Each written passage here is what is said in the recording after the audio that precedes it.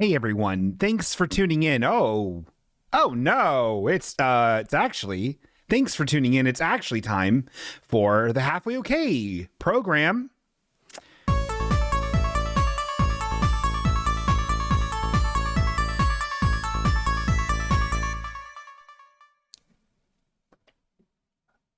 Hey everyone, hi. I know I've said this before, and I mean it every time. I mean it every time I say this. I'm in a weird mood. I'm in a weird, everybody. And I don't know what that looks like in show form at all. I don't know if I'm going to be a little piss. I don't know if I'm going to be a little scamp. I don't know if I'm going to be funny or just a fucking bummer. We're going to figure it out. The veil is thin tonight. It is Dios de la Muerte. Is that how you say it? Day of the Dead, I think. Is that right? But I'm not going to say it again because it's appropriation, I think. I'm not sure. Thank you, everybody, for being in the chat. Let's do a robot roll call real quick and see who is all up in here inside of the chat. I'll tell you. Okay, well, let's figure it out. We've got Star up in here. We got Kimbla, that block Kimbla. Karist. We got Gordo. Gnarly Carly, She Slump, which I don't remember what that is. I said Star, I said Dwibbins. Desiree's here. How nice. Oh, we got Chick is here. Goofy Shoes just subscribed. Thank you, Goofy Shoes. I don't know why the little overlay isn't doing the little dancing bird no more. I don't know nothing no more. I don't know how anything works. Everything needs updated. Cubby is here. Eric Demmer, I think, is here, or should be. Naomi Fullbloom, my father, is here. Not two different people. The joke is Naomi Fullbloom is that of Keith Mars. Oh, Katie just resubscribed. Thank you very much, Katie. Professional therapist, Katie. Gave me free therapy on Friday, so sucker. AKA a conversation at a party. So here's what this is. So, oh my goodness, Star just subscribed. Oh my gee, I haven't even got through the whole rap on how to do this. The fact that you guys even remember how to do this means that the rap works. But I do need to clarify. I can't clarify this well enough. That is this. Naomi Fullbloom is like Keith Mars, and I'm like Veronica Mars. Daddy daughter, private investigation. Though they never teamed up as much as I wanted them to. Oh my God, we even got, oh my goodness, this is crazy. We got Lancelot Dev 92, which is a complete stranger to me. You were gifted. Oh, Toby gifted that. Oh my goodness, that's so nice, Toby. Toby, even though you like the 311 band, who I personally attacked me in a subway once, even though that you do like them, I think it's great that you're here, and I welcome you to be here. Oh, it's delicious. Yeah, you can. Desiree's upset because people are interrupting. Yeah, you're interrupting. People are interrupting with subscriptions that they purchase or gift or get through Amazon Prime. Oh my God, I got cars. This is getting. Oh, the hype train is here. This is hype train. The hype train came around town. Oh my God. Okay, there's so much going on. Desiree's complaining because people are are interrupting because of subscriptions. But if she interrupts by texting our group chat while I'm doing a show for the public, I get upset. She also says the rudest stuff. She never looks at my emojis that I do in there. And I have a lot of funny emojis in our chat.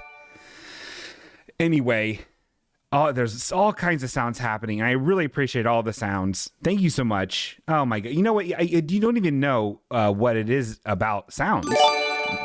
Was more okay. I don't even, stuff just keeps happening. Did you even know? Did you actually even know that you can also? Okay, see now when you do the one bit thing, Desiree, it's actually pretty disruptive. but I get to show off that little cat I made, so that's pretty funny. There is actually a rap that goes along with this whole subscribing thing. If this is your first time even knowing what Twitch is, let me tell you, brother or sister NB, I'll tell you about it. It's very confusing. And Lord in heaven and everything in the ocean, I don't want you to spend your own cashola. That's crazy. On me? Bingo? No. Do it on, I don't know, who's a Twitch guy? Ninja? Do it on Ninja. He plays Fortnite. He has Lil Whip. Do that. But instead of spending money on me, why don't you just log in your Amazon Prime account and subscribe to this? Oh, you're so stupid you don't know how to do it? I can help you using music. I'm a scamp. Oh my God. Okay, that's a very funny custom emote that Dwibbins created using some sort of strange Twitch currency that I do not understand.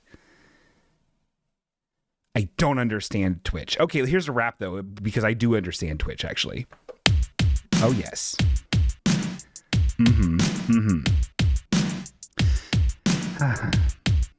Okay. Yo, you got that Amazon Prime? Let you show you something that's pretty fine. Hold on. I messed that up. I flubbed it. I'm going to massage the old jaw here, you know. Red leather, yellow leather, red leather, yellow leather. Okay. I really apologize, guys. I usually don't fuck up like this so early. Like I said, I've been missing out on sleep. Oh my God. We'll get to the poor bingo, but oh my God. You wouldn't believe my sleep schedule lately. Melatonin. Okay, hold on. Listen. I'm going to fucking kill all of you. Just kidding. Yo, you got that Amazon Prime? Let me show you something that's pretty fine. Google Prime Gaming on the web. Hook up the Amazon, then get prepped. Now link it up, baby, don't fuss or fight. You gotta link up the Twitch account to do it right. Log in to Twitch and hit authorize. Amazon Prime Gaming is now your prize. Jump back to Twitch. Find your spot. Look for a channel that you love a lot. Spot that button right on top. Now it's time to do a free sub drop.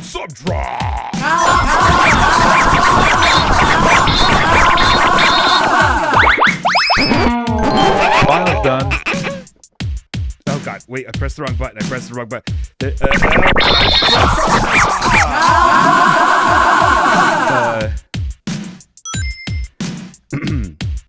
It reads $0 free with Prime. Click on it while you still got time. Don't let it go a waste, that would be a crime. Click confirm and you'll be fine. Kind of lost it towards the end there, guy. I'm telling you. I will stab you in the throat. Not really. That's a joke. That's parody. Oh my God, Stormy's here. Thank you, Stormy, for being around the town. You know what I mean? She found her spot. It's in the halfway okay chap. Oh God. All right. It's time to get you guys up to speed on the old bingo train. Oh, hype train. What about the bingo train? How about bingo's sensible sedan? Huh? Why not a 4-door sensible sedan? Trains. Go to the zoo.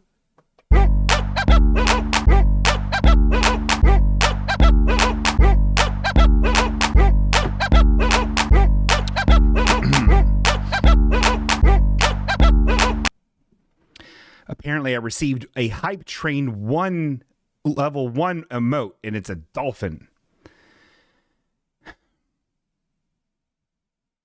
So I don't know what to do with that. I'm not going to use that. You know, I only use my emotes. I made them. Anyway, listen. Oh, do I have a pup date for you, ladies and germs? So this was last weekend. Oh God, was it the Halloweeniest? It was so Halloweeny. I know you're thinking, how Halloweeny, Beanie? Whoa, good. I'm surprised I don't have skeletons for hands. I'm surprised I don't got bats for eyes. I'm surprised I don't got a pumpkin for a nose. I'm surprised I don't got also a pumpkin for a shoe. That's how Halloween-y it was. It was very upsetting for me. A lot of social stuff. I went to a party. It was very nice. Apparently, I got drunk and rapped at children, which everyone said was weird. So apparently I shouldn't do that. So that's pretty mean that I was told that. And then the following day, I went to the Renaissance Festival. Oh my God. Have you been to this Renaissance Festival? It's my second time this year. I love this so much. I went with very wonderful people, very good people, and we went. Oh my God, hold on. Yeah, we have a Halloween grouch 'em up, I believe, here from Carly. Let's see what's happening here. Let's read it in the chat. A Halloween grouch 'em up from Carly. Bingo set the tone for my family, and they didn't give a shit about Halloween. I was very upset. Only got 7 children at my house for candy also. Some sad, scary face. Oh my God. Well, I didn't mean to. Here's the thing. That bah humbug or bah humbug was contagious. Everyone I know was feeling it. The whole world was feeling it. It snowed on trick or treat night, which is really messed up. I did. Okay. That's not how you. Okay. Look. I did rap at children about Minecraft and Sonic, I think. I was drunch. And then I went to the Renaissance Festival.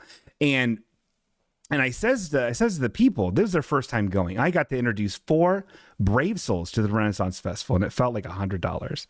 And I felt very cool doing it, like a real cool man. And they were like, "Oh, this is totally diggity dope, bing bing." And I was like, "It is."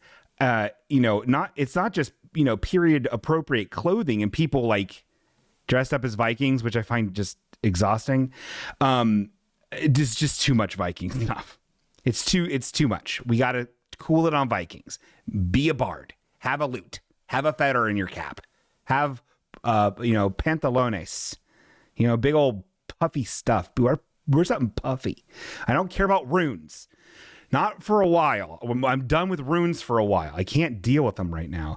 But we did see a lot of Vikings, and I told these brave souls, I says to them, I says, while we're here, you little angels, we're going to see, I'm calling it now, at least 4 Luigis. Because ever since a million years ago at this Renaissance Festival, I've seen Luigis. People just dress as Luigi.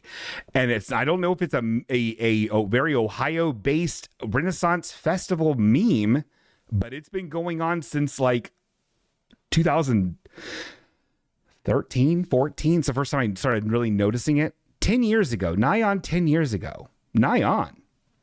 Anyway, so I'd like to show you, I did post these on Instagram, my personal Instagram. But if you don't know what that is, you ain't part of my life. Okay? Go to the zoo. But follow Instagram halfway okay on Instagram because I never post. Okay, but then I do want to show you these pictures of these creeps dressed as Luigis. Okay, so let's go ahead and pull this up on the viewport. Look at these Luigis. So I'm going to go through. I'm going to describe for the audio perverts every Luigi I see, Luigi, and then we're going to talk about the Luigis I saw. So this is the first one. I saw a lot of Luigis today, and here we have your typical kind of Luigi costume. Someone who just bought or has normal overalls, which is fine. I don't need a realistic one. I want them to look cartoony, but whatever, it's fine. So you have those, that's cool. But he also has like a fantasy pouch and a fantasy like cloak, but then has a Luigi hat and then has sunglasses, right? The greens don't match. He just has like a regular polo shirt underneath. It's fine. And I don't know if he bought the other gear there or what. Anyway, that was the first Luigi I saw. Also, black shoes, not brown. You kind of lose a couple points there, Mac. Okay. Here's the second one. This one I can't really tell. This one's definitely a store-bought or Amazon purchased Luigi costume. Very cheap. He does have a little girl with him, though, that is Princess Peach. This is a person I saw earlier and took a photo of. Oh, I took photos. A lot of the people didn't know I was photographing them. It gets weirder when it's a kid. I did not rap at any children at the Renaissance Festival. I learned my lesson. And so this is at the joust. And this is behind the man's head with no knowledge that I took a photo of him and his child. He's number 2. Number 3 is another kid. This is another kid playing with an older boy dressed as a shittier Mario with Spider-Man face paint that he absolutely got done at the Renaissance Festival, as is the era of tradition there. They have like foam beat 'em up bats and they're like hitting each other with them. And he's not wearing a Luigi hat. He's wearing a more weather appropriate. It was chilly there. So good for him. This is, I couldn't get Mario not in this photo either. This is just just another Luigi. He decided to go suspenders and jeans. He didn't go overalls. So kind of a bummer move. None of these people have mustaches, by the way, fake or real. This guy's trying, but it doesn't work. You got a C. You got a C plus just because it looks like you really did put some thought into your boot choice, sir. Okay. Oh, hold on. We got to read chat. Katie says, read chat.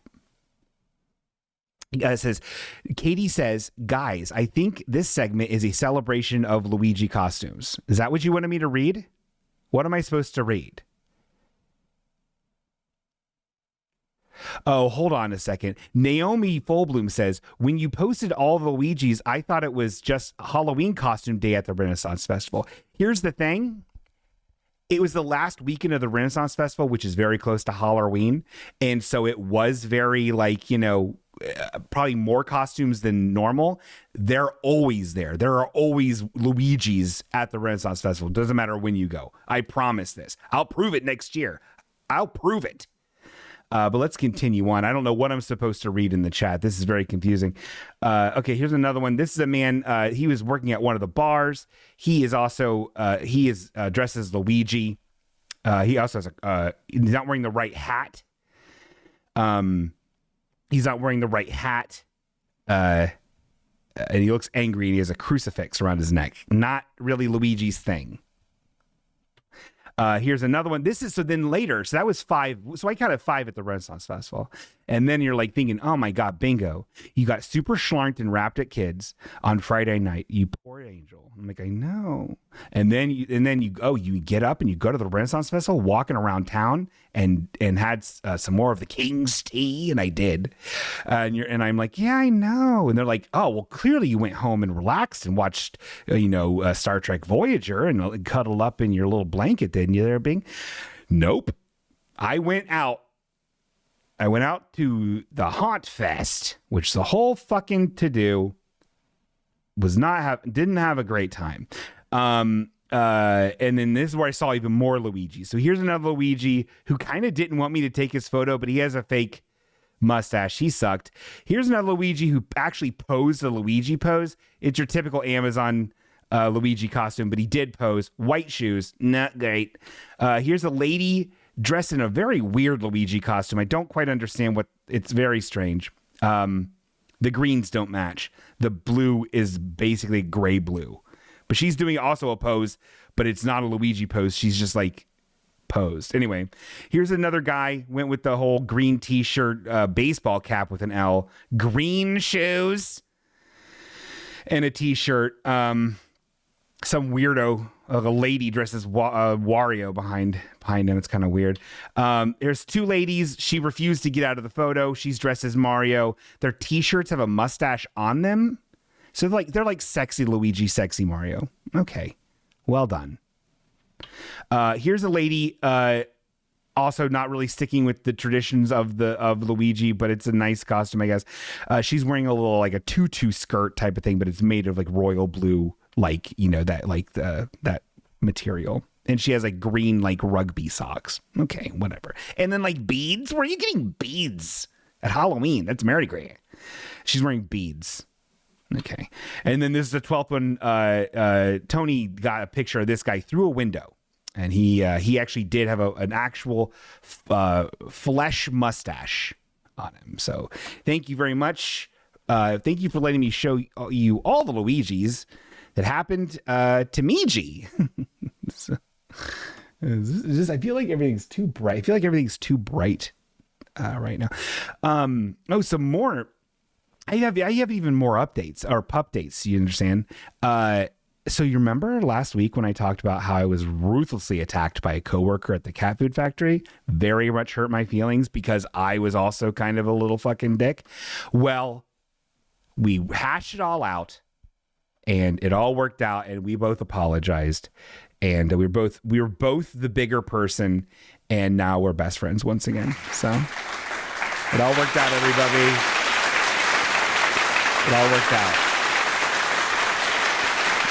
We are all really good. I passed out candy last night at her home with her family because I get pity invites because I don't have a family. And they were handing out Pokemon cards. I got some Halloween Pokemon cards, which I know you're thinking, oh, bingo, how can I get some of those horny cards, Daddy? Well, you idiot. At the end of the episode, we do name that name. I will be putting Pokemon cards that are Halloween flavored inside of that, as well as with some stickers. Anyway, that's Bingo, and that's his life. Hold on. Where is the button? It's here.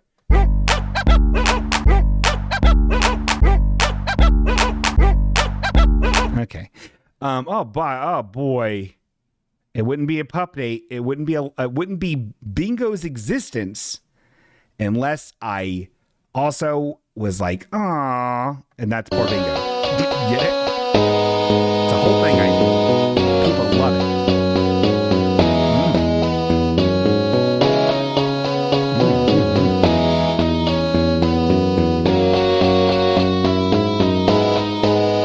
Oh my God. Every puppy. I don't know what happened to my poor body. I've been sleeping like a barrel of piss. Oh my God, I'm so tired. I'm so tired that I didn't even say I'm so Thai food, tired. I didn't even do that hilarious thing I do that everyone really likes. I'm very tired. I'm so tired. So no after show today. I promise you. I will. I'll take it. I'll take you to the grave if you try to do me an after show on me. We're going to bed right after this episode, and I can't believe we've already fit 22 minutes down your throats. What a treasure for you. We haven't even gotten into the meat of the show, but we're gonna get there. Okay. So that's really it. I really do, and I apologize, Carly, for what I'm about to say, and any of you other people that are super into, Halloween. We have to do something about, here's the thing. I'm getting very tired of Halloween costumes that, okay, if you're a little kid, right? Anything goes, wear whatever. I don't care. Oh, you got a Minion costume at Amazon or Target? Who cares? Fine. Great. If you're an adult who is taking the time to go to an event that requires you to wear a costume, right? You need to, it either needs to be something I have issues with a lot of stuff. One, you just getting a Link costume on Amazon and you got the good one. Don't care. Unimpressed. Don't give a shit. Go to the zoo. I don't care about that. That's stupid. Oh, you like Legend of Zelda? Who doesn't? I did, however, see a man in I'm pretty sure store-bought Super Dave costume. Who's dressing up like Super Dave? Weird deep cut. Into it. Got it. Love it. Praise to that person. And so, but let's say someone dressed as Link from The Legend of Zelda, and it was a homemade costume, and the person kind of put their own spin on it, right? And you could tell it was like, they put a lot of work into it. Like, honestly, great. Well done. Clearly you like the character. Clearly you like what you're doing. Clearly you like the craft that you're doing. I will give you another example of a Link costume. If you have a Link costume that you clearly just got a green shirt out of your like laundry and then like made it a little bit longer by stretching it, and then have like a shitty cardboard sword that you like cut out really shittily, and you have like a conical network of taped together construction paper pieces to make your hat. Love it.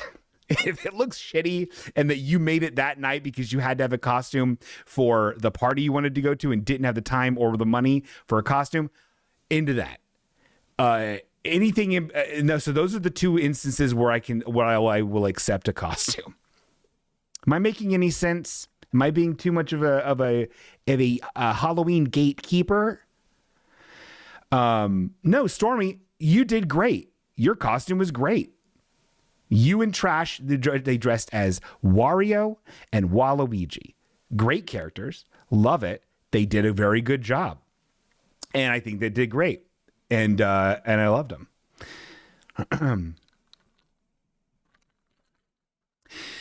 So I feel like I've said my piece about Halloween.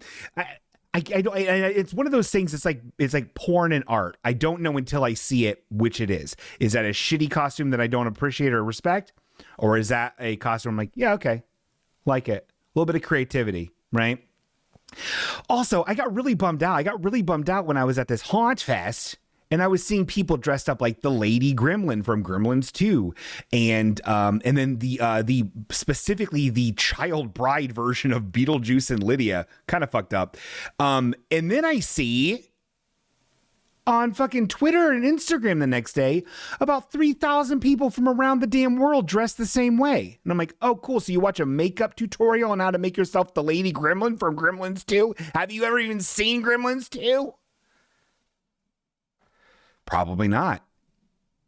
So it's that kind of stuff where I'm just like, have some originality or do something unoriginal incredibly well or incredibly poorly, which is funny. These are very good guidelines that I can't stress enough how important they're deathly important. Anyway, what are we talking about? Okay, I feel like this might be a little premature. Oh yeah, that was so that's poor Bingo. Oh boy, I'm tired.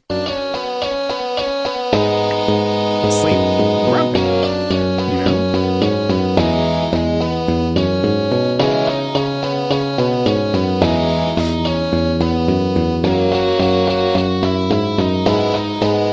Here's a hot take chiming in. Chick says similar to the silhouette rule, which I've never heard of. I assume it has to do with name that Pokemon. But similar to the silhouette rule, any character who can't be done as a costume in a colored t-shirt and special hat is bad character design. Oh my God. I actually don't not agree. Oh, here we go. Why don't you just live stream you taking a little nap? We will watch you after. No, that's weird. I'm not doing that. Okay, let's hey, shush, let's slow things down a little bit. We got it, let's get connected back to the world, okay? The world is you. All right, the world is us. We are the world. We are the children, if you think about it. Let's do a little bit of reconnection. Let's do a little bit of getting to know you again. Let's do a chill and chat.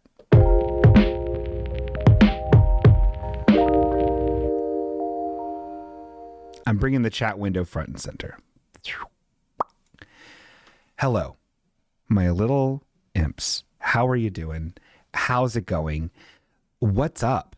What's up in your hearts right now? Did I miss something in the chat you'd like to repeat that I didn't get to address? I know the interactive nature of these live streams really gets some of you off, and I love that, So I want to be there for that. I want to be engaged.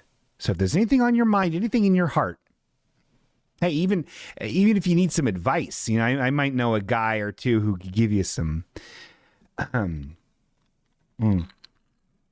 Bingo, this is Stormy in the chat.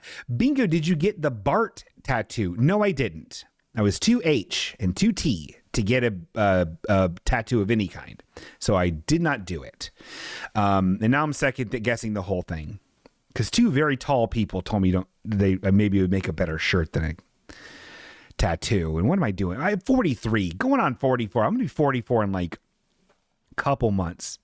I shouldn't be getting tattoos. Who fucking cares? I should put that money in my 401k. You know, I'm dripping with piss. Silhouette rule equals, this is from Chick. Silhouette rule is if a character can't be immediately identified via just an image of their silhouette, it's poorly designed. Oh, yeah, that makes sense. Like a Pokemon. I'm not, this is Kimbla says, I'm not sure a party is happening this year. What does that mean? A party? Oh, ooh, bingo. I turn the big 4-0 next week and you don't know if you're having a party? I don't even remember why 40 was like. I have no memory of it. It was probably fine. I also have a very shitty birthday. It's the 29th of December, which is not great. So I've never been into my birthday. I look at it as more of like the depressing, like, oh, cool. It's the end of the year. It's right after Christmas and it's before New Year. So you have that like, oh, there's nothing really to look forward to, but then I kind of have a birthday, but it's never really that good. And then I have that whole taking a collection and an inventory and an evaluation of my existence. Not only because it's the end of the year, it's a new year, but also the end of an actual physical year I've been on this stupid, awful planet. So it's an interesting time to be around me. I'm a hoot. So I hope you have a party. You should have a party. It's super dumb if you don't have a party. What day is it, Kimbla? Or is that doxing you?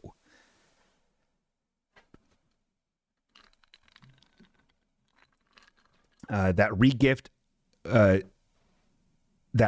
me a bad Christmas gift window. Yeah, absolutely. That is the time. It's terrible. Next Friday. I wish I had a calendar. I don't think calendars are on my computer. I think I deleted them. I hope that you have a good birthday. That's a lot of time for you to, people in Kimbla's life to give them a delicious party. You should really have a party. 11:10. Oh boy. Hey, may the 11 be 10 you.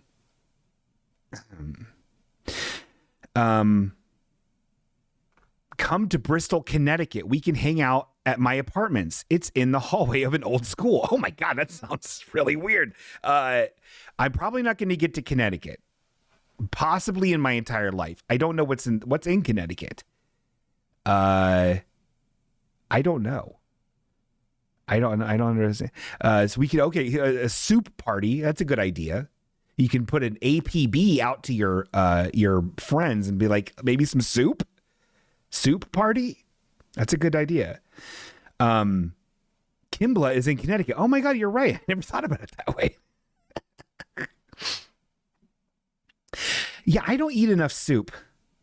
There's a lot of soup love in the chatterino, which I think is good.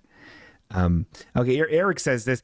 Bingo Dog, are you excited for the new old season of Fortnite? Oh my gosh, yeah. If anyone, I don't know if anybody plays Fortnite, but I do. And it's fun. It's very fun. I have a little group of little creeps that play with me, and I like it very much. And they're doing apparently some. It's called OG season, where they're bringing back. I don't know if it's the entire old map. Fortnite, if you don't know, the place you're playing together, it's 100 people. You're shooting people with guns and funny things that are happening, and you could be Goku. But the map that you're on is ever changing. It's constantly changing. So you'll play this thing for like a half a year, and then everything is completely different. Right. And even it changes in little bits, month to month. So this is very exciting. This is very exciting for people who played the original Fortnite, because they're going to be like, oh, we're going back home again. We're able to see all of our tilty towers again. I never played on that map. I didn't get to Fortnite until later than that. But Misty Meadows, dude, I'm loving it. I can't wait till that comes back. Hey, what's your 8-bit? We're online. Yeah, man, it's great. Fortnite's very funny. Here's the problem. I always want people to play Fortnite, and they never want to play it. And I get it. But then when sometimes they do, I'm like, oh my God, that's so exciting. And then there's that weird pressure of like, oh God. I mean, we have a special chat that's for only for Fortnite. We only talk about Fortnite in it. And then we say, are we going to do guns? Going to do murder? And then we get together, and usually it's a full party. So then other people want to play, and I'll be like, oh, God, we're already playing. What do we do? And then Desiree's like, I can drop off. And I was like, yeah, I know, but like, we haven't talked to each other in a little bit, Desiree. You know, let's talk. And so it's very awkward. So as much as I want everyone to play Fortnite, it's also very awkward to my certain setup. So I guess play Fortnite, but don't always expect to, like, if I'm on, to be available, because usually it's arranged independently. Anyway, so that's Fortnite. It's very fun. Okay. Oh, here we go. University Hospitals says that 40 is when you should get serious about health screenings. Oh my God, that's great. That's a lot of. So there's something to look forward to, Kinbla, huh? Pretty cool.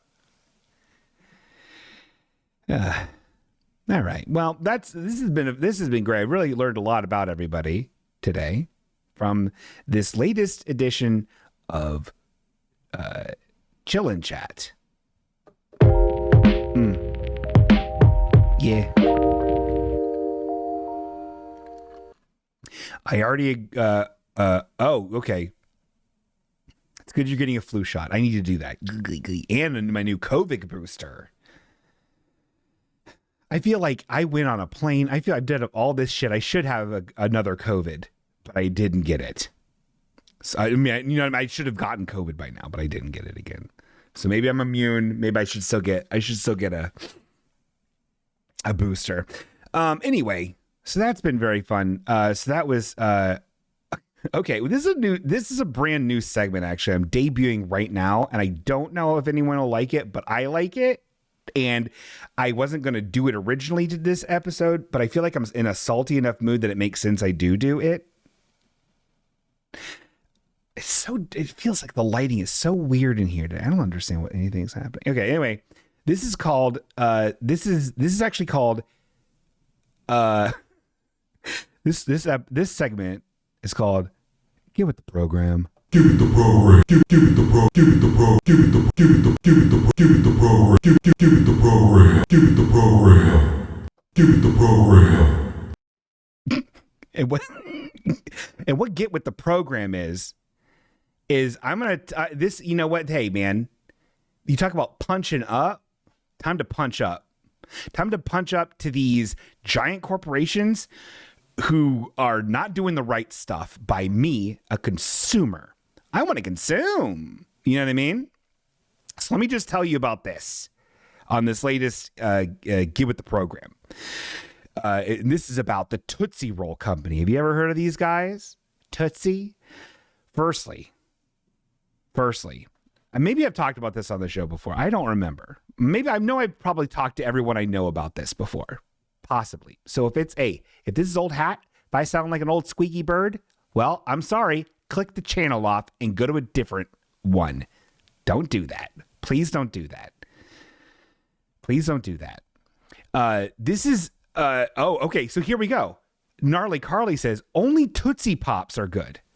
This is actually about Tootsie Pops. Do you understand? So let me back up.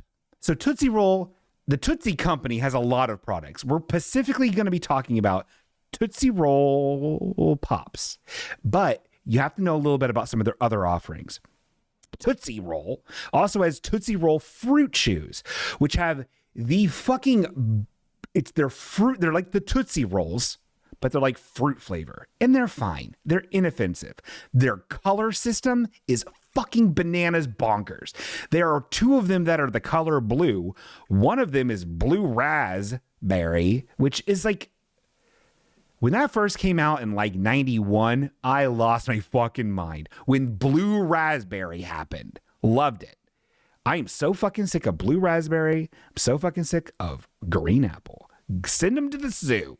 Put them on the ferry and have them gamble their life away and move out of here.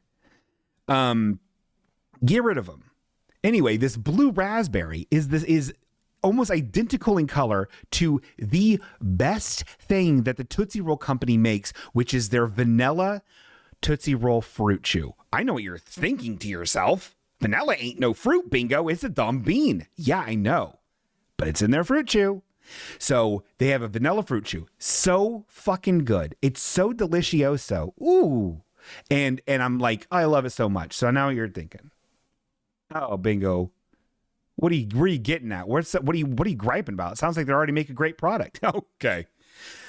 The Tootsie Roll Pop is fine. I'm over it almost as soon as I start eating it. It shreds your tongue to ribbons anymore. I don't know what kind of weird razor blade plastic they're putting into their fucking candy mixture, but it really tears up your tongue.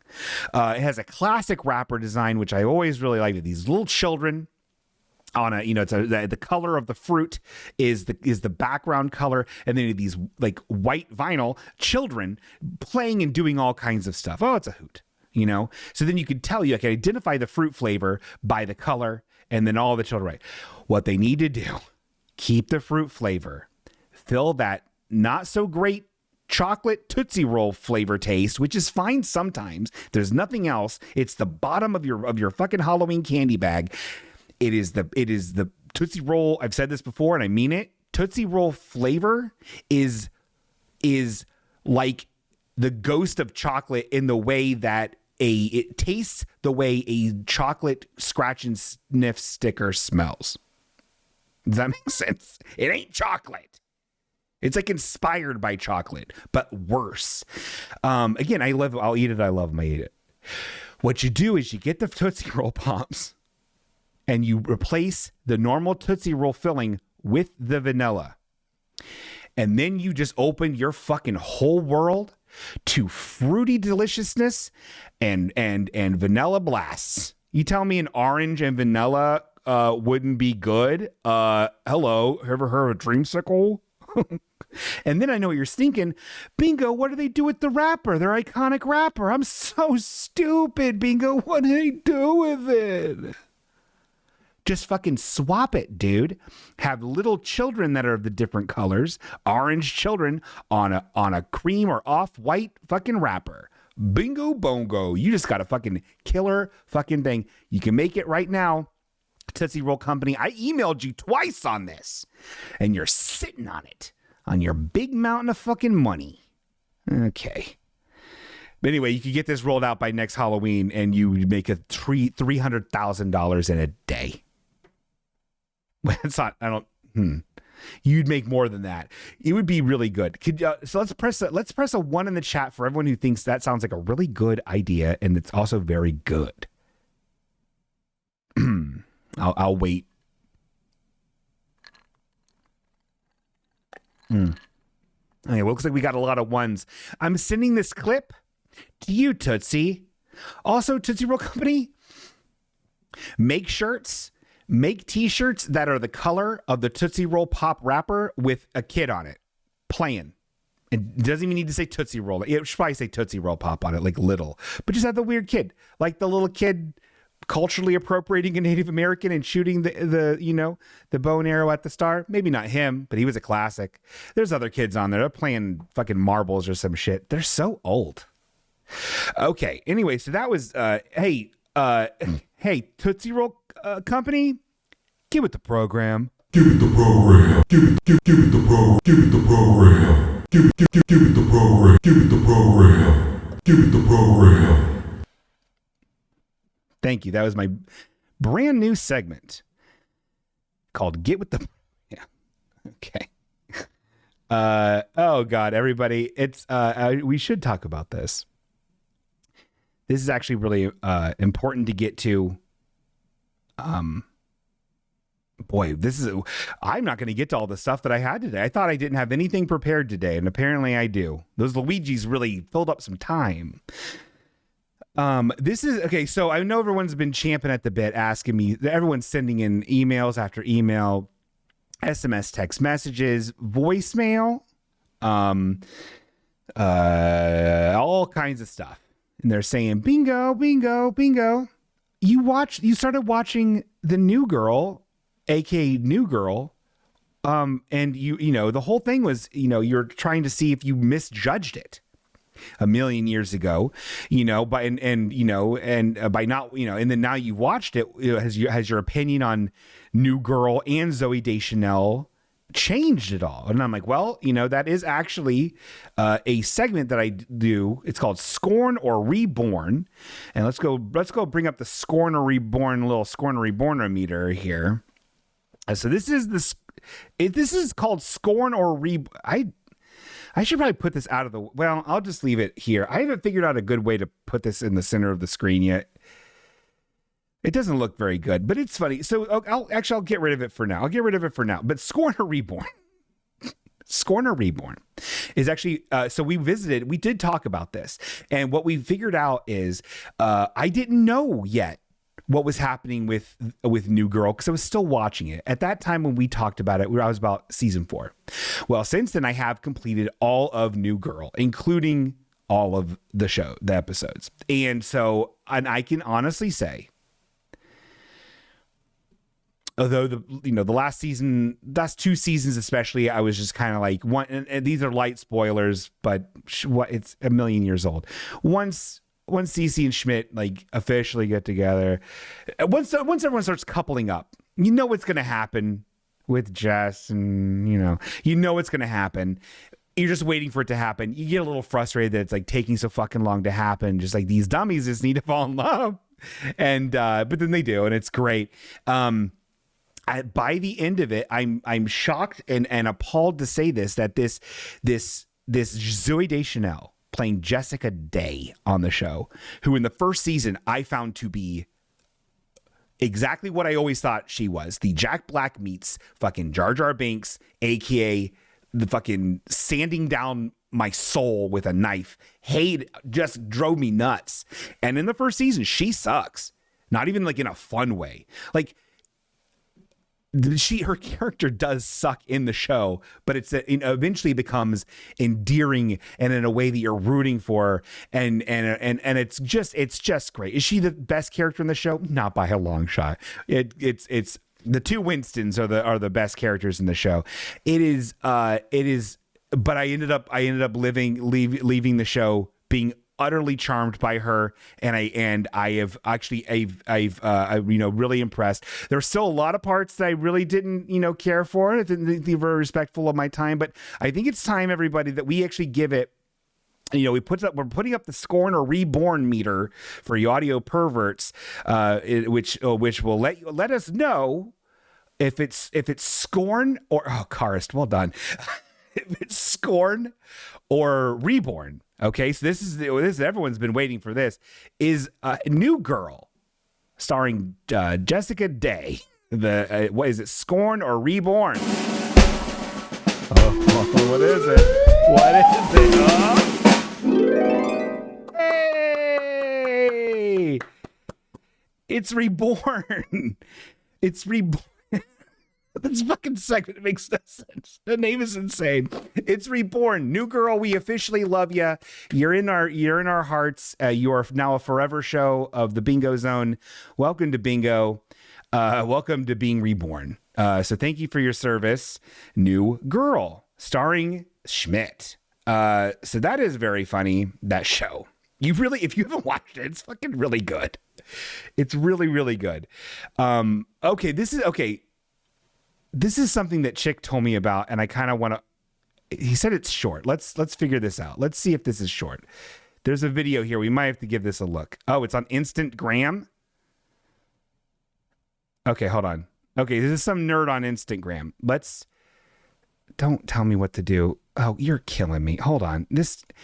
I swear to God, these computers and online computers are just stressing me out. Okay, hold on. There's a we're going to watch this. He said it's short and it's funny. So we're going to watch it. This is a theory about New Girl. So I normally don't like to show other people's content unless we're attacking them. But in this instance, we will not attack this person. Okay, let's watch this. I know Jessica Day from New Girl, but not a lot of people know. Okay, it says here, Jessica Day's disturbing backstory. I feel like we already know her backstory, but I'm listening. about her disturbing backstory. Okay. Now, we know Jess is a teacher on New Girl, but let me introduce you to her first teaching job, where she went under an alias. Okay. This lady right here is Miss Edmonds from a little movie called Bridge to Terabithia. Now, Bridge to Terabithia? Is this, I don't know, Lord of the Rings Online? Okay, I'll continue. why do you remember that movie? Because it traumatized us all. I've never seen it. And it traumatized Jess. Miss Edmonds is a young teacher fresh out of school. Okay. She decides to take this young student under her wing, you know? Okay, so all they're doing is showing pictures of Zoe Deschanel, which I guess is Jess, but by a different name, under this man's theory. And she just looks like a ghost. She's wearing like old ghost outfits. And the movie looks really washed out and weird, like an old ghost movie. And the kid looks like a ghost. All right, let's go. Really like look after him. So one day she decides to take him to an art museum, a one-on-one field trip. First of all, weird. Don't think that's allowed, but she does anyways. Okay. And guess what happens during that field trip? I feel like this is going to spoil an entire movie, chick. But I don't care. I'm never going to see this. That boy's best friend Leslie tries to take a rope swing to the imaginary land of Terabithia. What? And she doesn't make it. What the fuck is going on? It's a tragedy all around. But what does this mean for What? Miss Edmonds? What is he talking She is so about? traumatized by what occurred, all the events, so she decides, I can't teach here anymore, and moves across the country and changes her name. And what name does she choose? None other than the name of this boy, Uh-oh. Jess. And that, my friends, is how the Bridge to Terabithia is actually a prequel to the entire new... Okay, I don't think that's true. Someone just said that. I guess that would be more interesting if I've seen that movie, if anyone has seen that movie. I don't think anyone's seen that movie. I'm going to say, I don't know how successful that was, chick. I don't know about that. That's like, you can't, there has to be real spin-offs and like sitcom universes. They're a real thing, right? That they're like, I found out, this was spoiled, by the way, by somebody, which really bothered me, but it's very exciting. So I'm sorry if I'm spoiling this for you. New Girl exists in the same universe as two other shows. Whatever dumb show that Coach spun off and like left the show, like, you know, after the pilot to make and then failed, then went back. That show, I forget the name of it. And then also Brooklyn Nine-Nine. Everybody, can you believe that? There's a whole episode where the Brooklyn Nine-Nine gang are there, and it's really funny. They go to New York. Anyway. So I feel you have to be deliberate and it has to be sanctioned by everyone. Otherwise, you're just doing Tommy Westphal shit, which I think is very interesting. I love the Tommy Westphal fucking theory. It's very interesting and fun to talk about, but it's not real. I don't think you're trying to spin this as this is factual. I think this is a fun thing. Look up Tommy Westphal if you've never looked up that. Deeply cool. I mean, if you're a cool person, don't like sitcoms too much. Anyway. So that's Scorn of Reborn. I don't have a bumper for that. I just have the little gauge. But you know what I do have?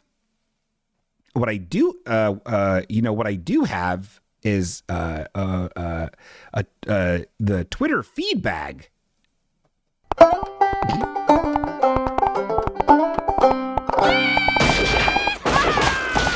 Oh my God. It's everybody's favorite thing. Is the Twitter feedback. Everyone loves the Twitter feedback. Now, normally Twitter feedback is me scolding people for not liking my tweets, and I'm not there anymore. No one's on Twitter no more. There's a handful of people. My precious father's there. Eric likes my tweets enough, but it's mostly just I'm slowly watching my best friend die. My best friend is Twitter, and his new father's terrible. It sucks, and I hate it, but I'm not going to use Threads. Ain't no one using Threads. It's not happening with Threads. Hey, remember Hive? Just kidding. Samantha says Twitter sucks. Well, okay. You ever use it? Twitter's great. It's not the time to go to Twitter now.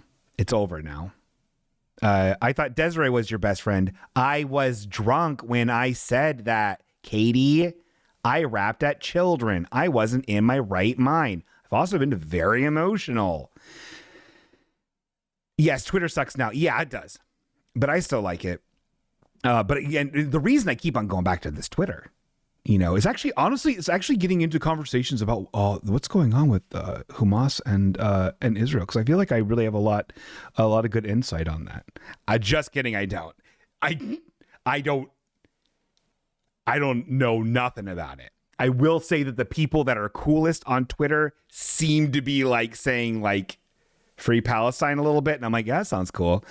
But I don't know anything that's going on. Ceasefire, probably a good idea. Maybe we shouldn't murder anybody no more. But who am I? I don't know. I don't understand what's going on. But that's my hot take with doing no research. Just the people that I think are cooler and funnier on Twitter, what they think.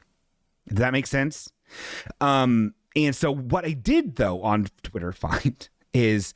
so I guess there's a new. Have you ever seen the movie It Follows? Everybody, It Follows. Put a 666 in the chat if you've seen It Follows. Oh, Free Palestine. Anyway, put a 6 if you see it. It Follows. So It Follows is one of the coolest little horror movies. I love it. It's great. Everyone thinks it's very good, and also is good.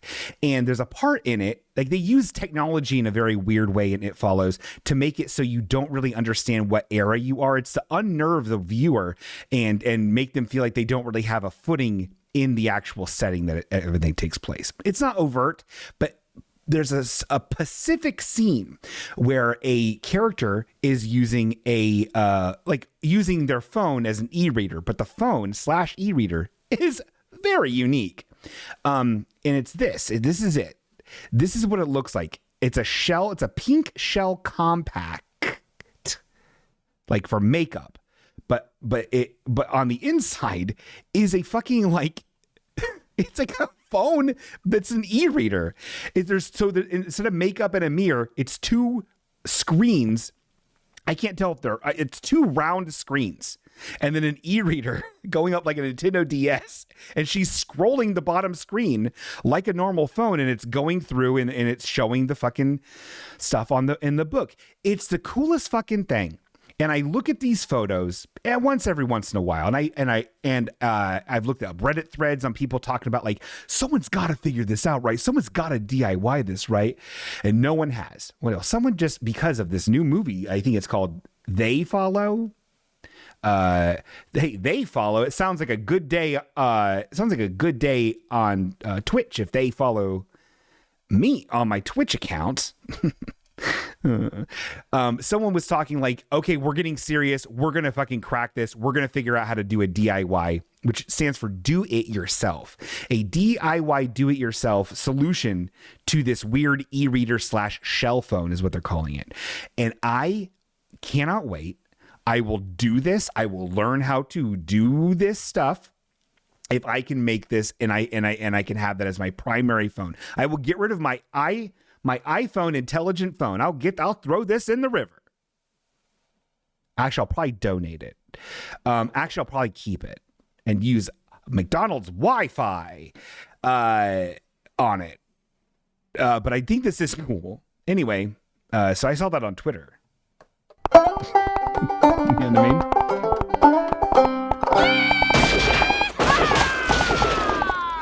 Oh my God, I can't believe we're really doing a show. We're really cooking with gas, my angels. And speaking of cooking, we do have this little cookie inside of my house, and it is so. There's kind of been an upset. There's some high drama coming here for a segment that no one likes. But I like it very much, and now there's high drama, and I'm going to tell you all about it. Pokémon Rank Come Up Rodeo.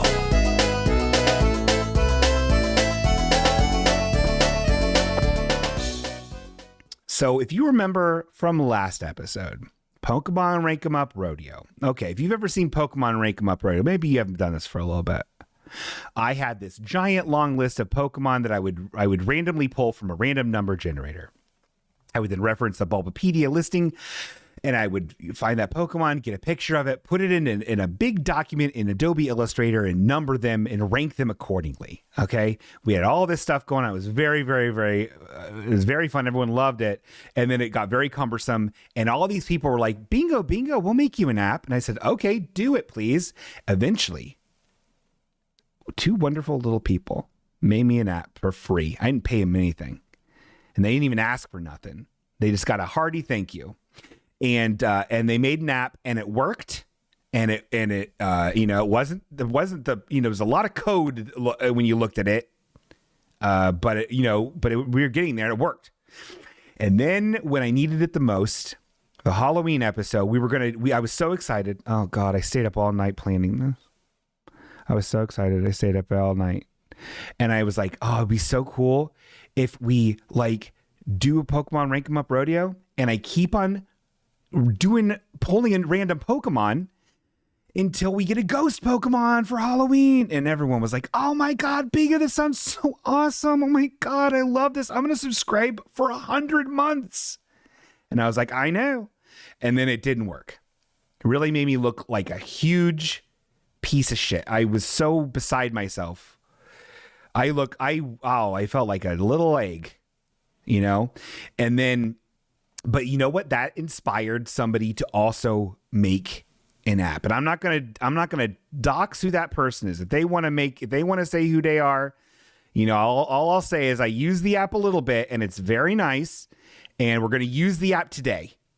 And I want you guys to see what the app is. This is we are now getting into an app wars. Because I don't know if the other app person is going to take this lying down like a Snorlax. So I'll show you. This is the new Pokemon Rank 'em Up Rodeo official application, and these are all the Pokemon in order of how I ranked them. Remember when we got Golbat? Well, he's this number, which there's not a number on it yet. I guess. I mean, we have the Pokemon's number, but it's in sequential order. Zigzagoon's still number 1. Quagsire's still number 2. Arbok is still number 3. And that's great. I think that's great. So now you're thinking, oh, bingo. No, these are a lot of good pictures of Pokemon. You know what I mean? Using API. What happens when I refresh? Whoops.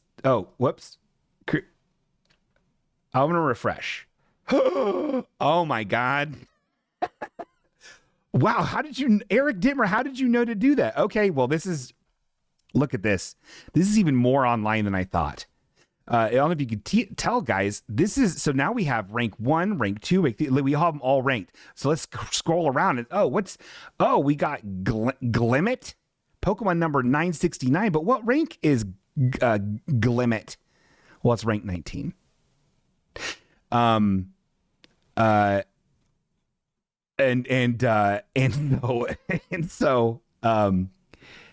now we're going to generate a random Pokemon. Let's see how this works. Okay. As a family, we're going to drag this down a little more. Okay. That's good. That's nice.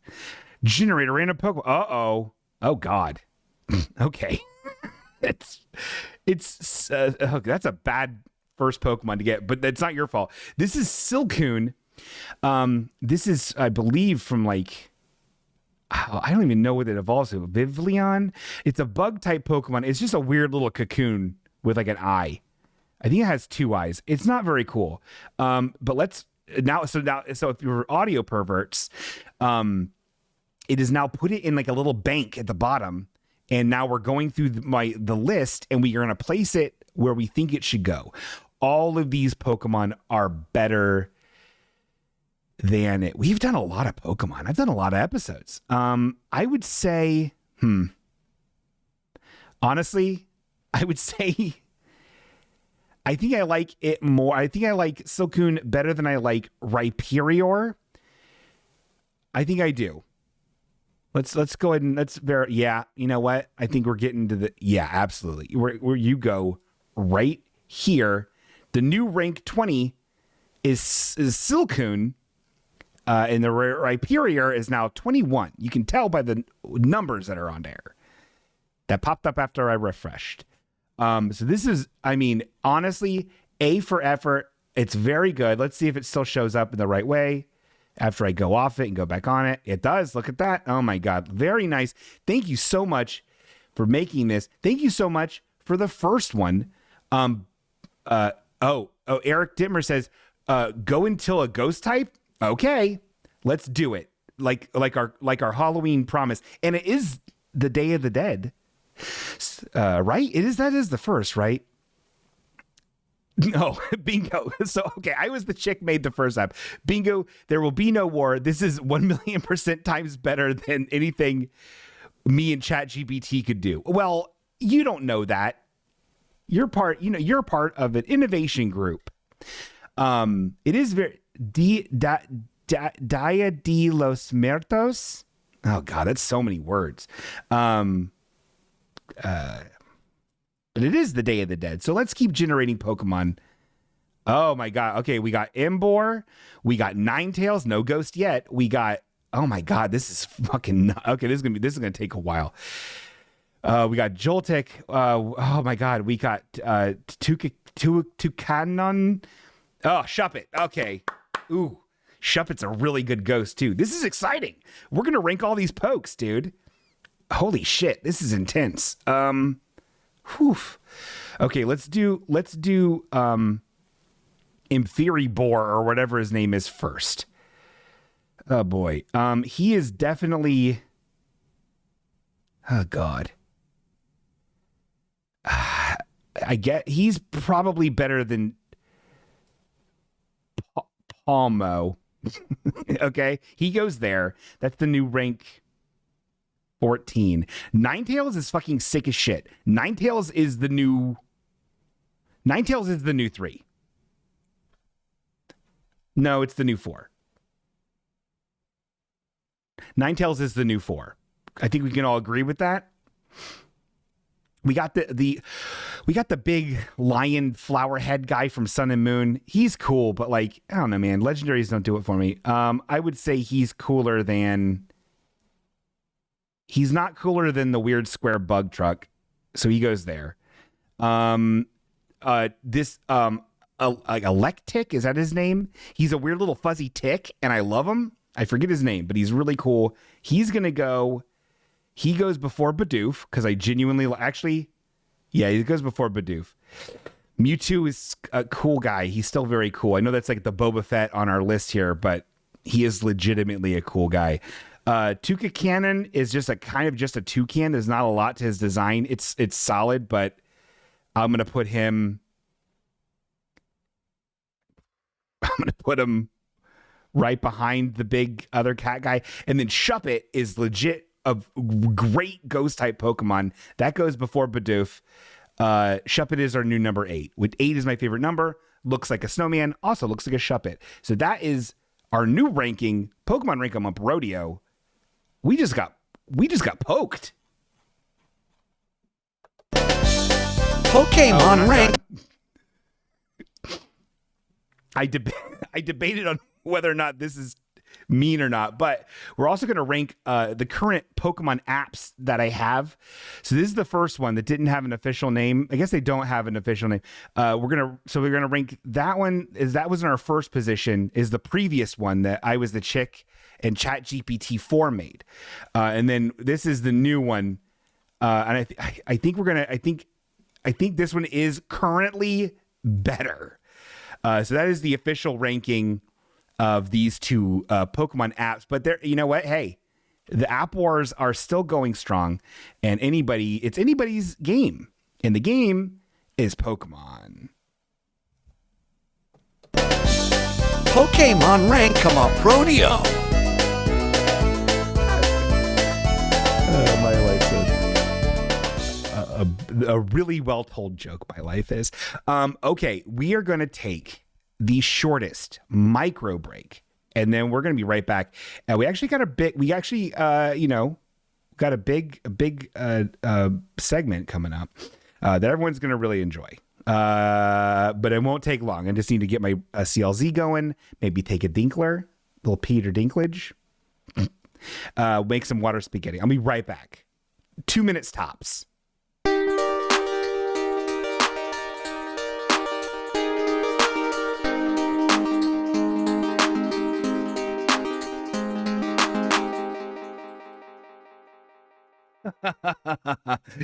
Oh, yeah.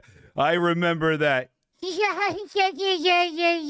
That was that was awesome. That was a great time. That was a nice memory. Ha ha. I agree, Chief. That was a great memory that we just talked about over the break. Oh, man, Chief, I love going over memories with you. And having a drink with you, boss. Yes, Bingo. I like throwing back a Scotch whiskey with you. Oh, Bingo, you are one tough son of a B-World and a great detective. This most recent case of yours proves it. Oh, yeah, all right. Thanks, Chief. I could have done it with the Halfway Okay without the Halfway Okay Mystery Solving Society. You know, it pays to be part of a team after all, and I love the Halfway Okay Mystery Solving Society. Yes, right, I agree with you. Hey, Bingo, why not tell the audience how your most recent case all went down, won't you? All right, Chief. Maybe I will. Because it's time. Hold on. It's actually time for the pretty police.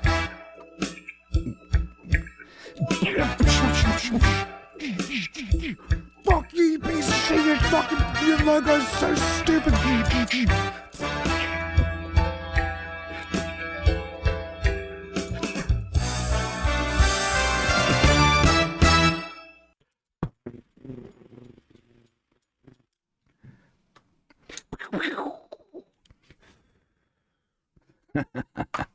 Let me tell you guys about my most recent pretty police case.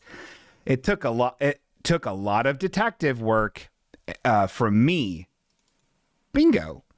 I'm actually a detective, and this happened this week. I'll tell you about it.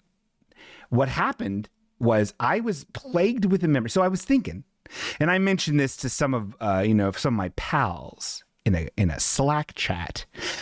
I was thinking the other day, I was like, Burger King has really good branding, like pretty consistently good, creative, new and different kind of neat branding, right? And they have for years. They think they're like a D tier on fast food as a whole. Like they're pretty gross. They're not good at all tasting. But their branding's been good. Like even their current stuff, I don't even know what their slogan is now, but that's throwbacky, beautiful looking fucking type. Very good. There are uniforms. I don't know if they still are, but for a minute there, they were like kind of a black or like a charcoal gray, and then they had like these like retro stripes going on that were all of the colors of a hamburger component. So they had like brown and like for the bun, and then a green for the lettuce, and red for the tomato, and then like yellow for the cheese, and then a brown, a more different brown. It was really neat, creative stuff, right? And one of the things I always remembered was back in like. I remembered it being like at least 10 years ago, right?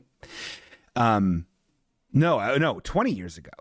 I remember it being almost 20 years ago that when Starbucks was attacking the world with their delicious coffee, and people were getting that in the morning, and people were taking trips in the morning to get their Starbucks coffee, and they're leaving McDonald's in the dust, and so McDonald's decided they're going to do their whole like, well, we're going to do coffee now. So we have these beautiful Arabica beans, and everyone was like, oh wow, ooh. So they're really stepping up their game. And then Burger King's like, okay, we'll do that. So then Burger King did a whole thing where they had, they came out with a whole coffee line, and the whole thing was like, oh boy, you can have decaf and you can have regular, but then we got a higher octane version of coffee too that's even more extreme.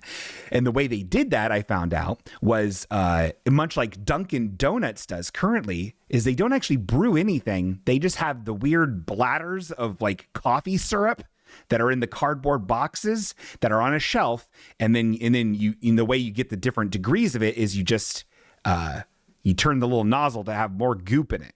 It's very gross if you think about it. Not fresh brewed.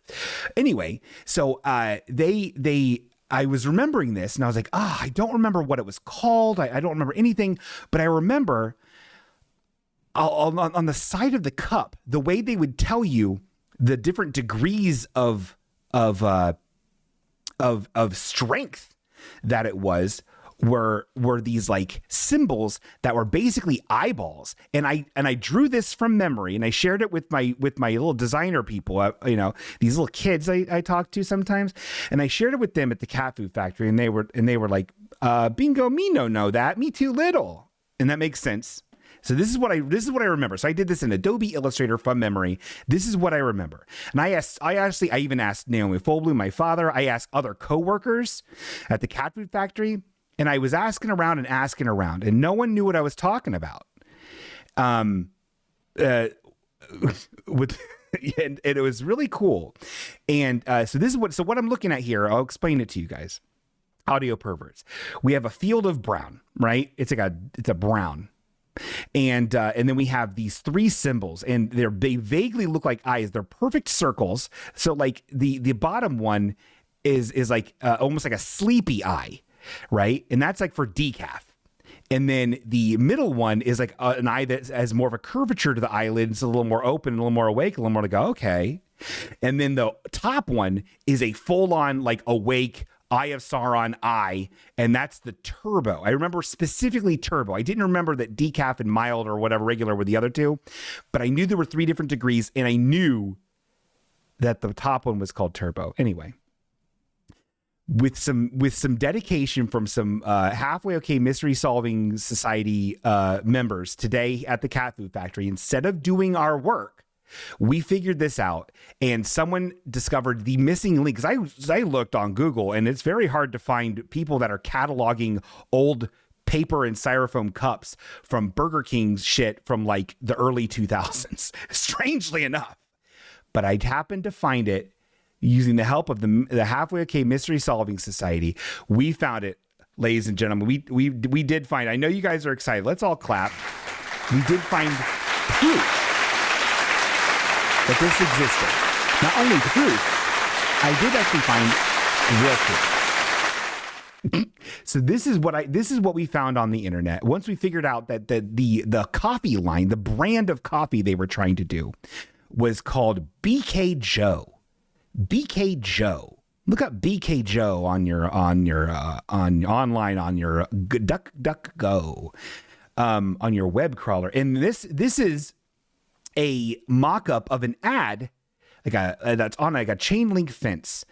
And if you notice here, BK Joe, not that impressive of a logo, really. It says, "Who needs coffee sleeves when you got calluses?" Okay.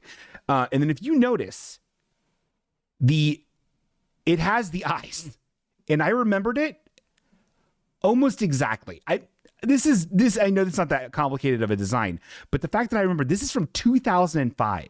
This is from the designer who made this's website. And I don't even think the person works anymore. This is from their website. This is from David Pavel. I don't think they work anymore.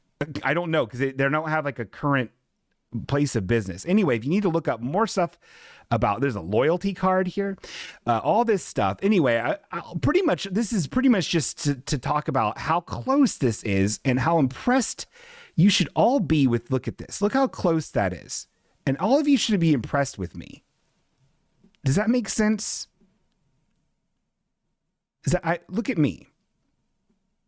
And so I solved that case.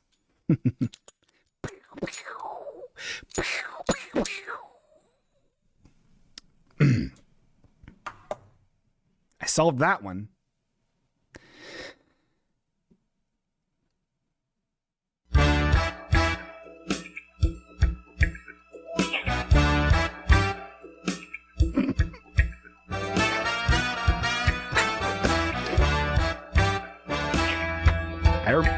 I remember those cups really good, and then recreated them using graphic design. Kimbla has something apparently to say. how do we know he didn't look at the billboard first? Okay, Kimball asks, how do we know he didn't look at the billboard? Well, I mean, integrity. You know, I'm not lying to no one. Huh. I guess you really wouldn't know. I guess you wouldn't know. I believe you, Bingo, because I love you, and you're a good policeman. Okay, well, thanks. That makes it seem like I didn't, that I am lying. But I'm not. I didn't, the other guy at work Googled it. They did all the work, really. But I drew those from memory. I guess that's kind of the moral of the story is I drew those from memory and kind of got them right on, like dead on. So that's pretty police. Whew. You guys been watching anything? Hey, watch it. I'm telling you, I've been watching season 3 of Chucky. I know what you're stinking. Chucky's a TV show? It is. And it's so good. It's so good. And I love it. You should really watch Chucky. It's on Peacock. You already have to have Peacock if you're going to be keeping up with SNL, which they finally had a good episode this season. Jeez Louise. A couple of stinkers. Pete Davidson, we're done with you. We've been done. So SNL is funny. And so Chucky's very funny this season. And it's very good to watch. He's in the White House. No spoilers. He's in the White House. Here's the thing. If you're going to try to watch Chucky, you need to watch all the movies. You really do. And there's so many movies. And I want to, part of this, talking about Chucky on this, hey, watch it, is one to tell you to watch Chucky. Chucky is very good. It's very stupid and it's incredibly gory. But then also, I was gifted recently a Curse of Chucky tin filled with sour cherry candies. And I feel like it would be a fun thing to do on the show is to eat one of them. That's the sound they make. And if you can see here, they're actually, they're tiny butcher knives. See that? Tiny butcher knives. And they're a light pink color, like that of a Flintstone vitamin. I already had one of these before. And I already ate one, and they taste kind of like ketchup and flowers. But I'm going to eat one now, live on the air. Can you believe that's what I'm doing right now?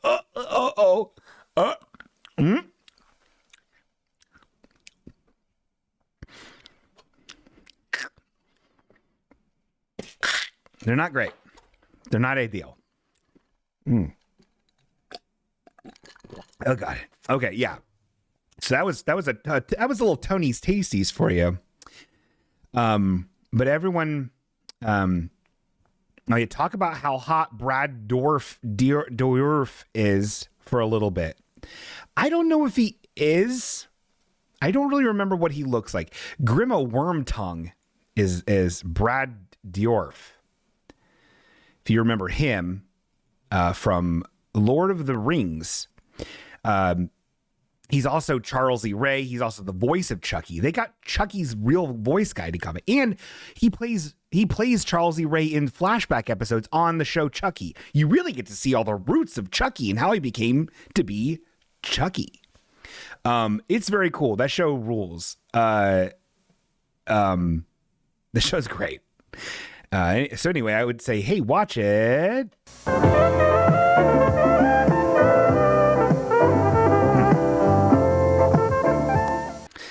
We're going to plow right through these things. And I know I haven't really talked about a lot of the stuff I've been watching lately. There's a very big, recommendation episode. I say New Girl, we're hemorrhaging viewers. I understand why. But this is actually, I'll say this really quick. It's time for Game Corner. Super Mario Brothers Wonder, very good. You should really play it. Okay.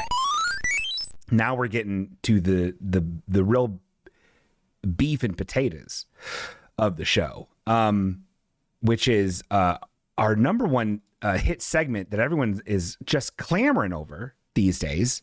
Is a good news segment. Hold on, shut up. Okay, it's a really good segment. He was hot on Voyager, but I don't dig the full Gandalf with gray look. I don't get it. Is that Brad Dorff? So if you remember, it's actually time for Dreamy Scenes.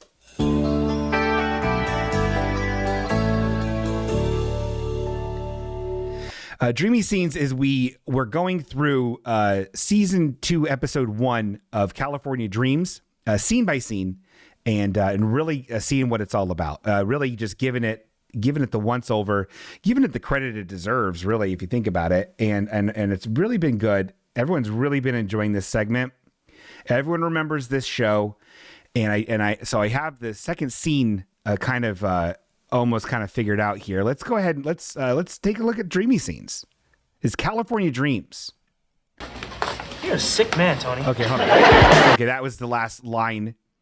If we remember, they're all at Sharky's enjoying writing songs, and Tiff got snaked by a shark, ate up her board, so she has to start working at Sharky's, and then now it means other dude Rick, I forget, is now going to be like her manager or something. Anyway, it doesn't matter. It's a good show. Okay, now this is the next scene. This is actually pretty big because this season 2. This introduces a pretty interesting character to the mix. Okay,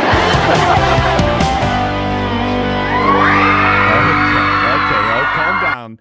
So we see a bad boy with very cool, kind of long hair, with shaved sides, but not like Nazi shaved, just short.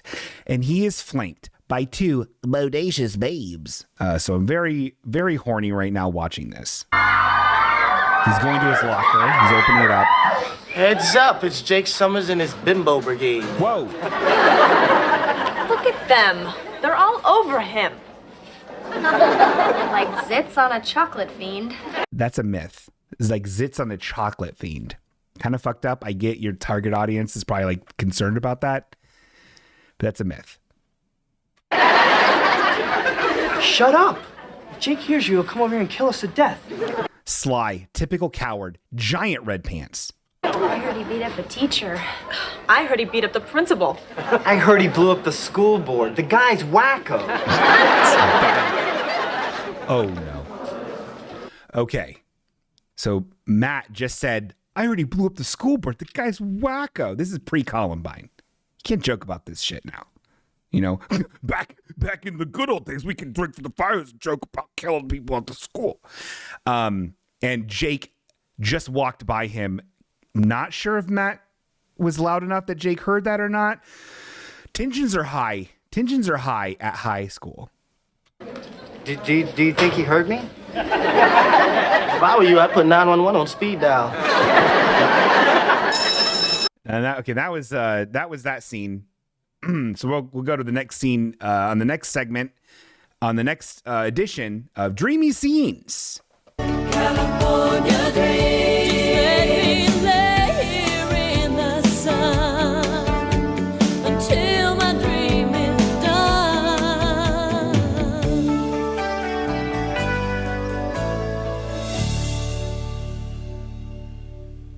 Those surf dudes with attitudes. Kind of groovy. Now it's time. This is what I do. This is what I decide to do with so much of my time and energy is to do this. It's time for Bumper Grumbles, mother.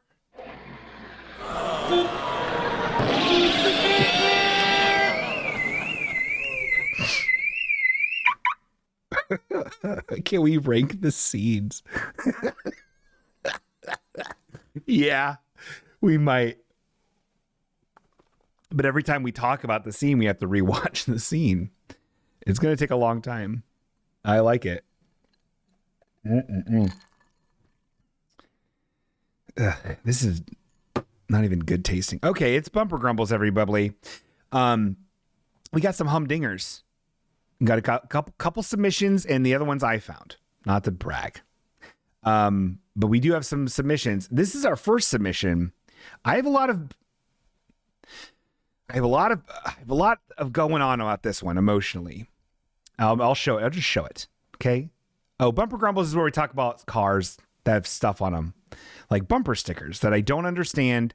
I find very rarely do I find one that I like. That's kind of a special treat. Everyone really hoots and hollers when that happens. Most of the time it's shit that I hate, makes me feel threatened, or makes me feel upset that someone would represent and express themselves in this way, in such a tacky, awful way. And this one leaves me feeling weird. What is this car? Is this a Honda Element? Is this a Honda Element? Anyone know their cars? Is this a Honda Element? Oh, it was a vanity plate? Oh, God. Okay, so Carist submitted this one using the online internet. He sent it in at halfwayok@gmail.com. Hold on, everybody. We're gonna get this. We're gonna do this today. We're gonna get the right one here. Apparently, I skipped a vanity plate. I did not. Okay, you might have to explain the vanity plate to me, dude. Let's look at the vanity plate.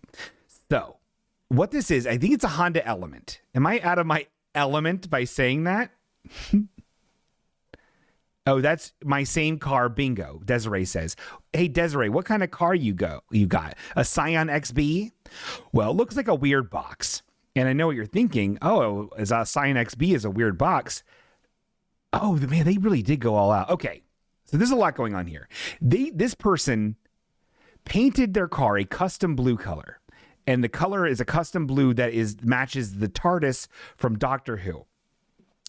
Specifically, this is the TARDIS, if I'm not mistaken, this is mimicking the TARDIS that is from the David Tennant era of Doctor Who, which is that's just like flat. It's the best Doctor Who, right?